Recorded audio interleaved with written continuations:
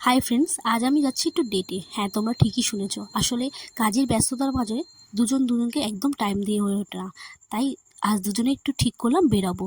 দেখো আমি রেডি হয়ে পড়েছি, চলো বেরিয়ে কথা হচ্ছে তোমাদের সাথে।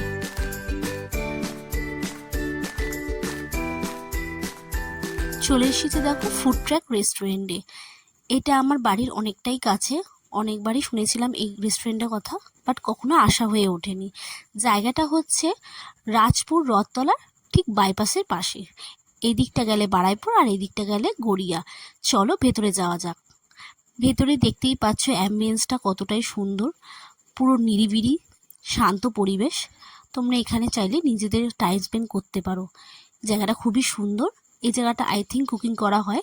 চলো কোথাও একটা বসা যাক। ওপরেই চলো, লোক আছে, চলো গিয়ে বসা যাক, তারপর কথা হচ্ছে। দুজনে আড্ডা মারতে মারতে চলো কিছু অর্ডার করে দেওয়া যাক।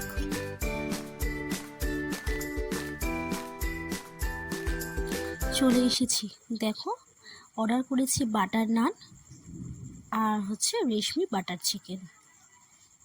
দেখতেই পাচ্ছ অনেকটাই সুন্দর, অনেকটাই এসেছে, পুরো বাটারি বাটারি, সো ইয়ামি। চলো একটু টেস্ট করে রিভিউটা দেখা যাক।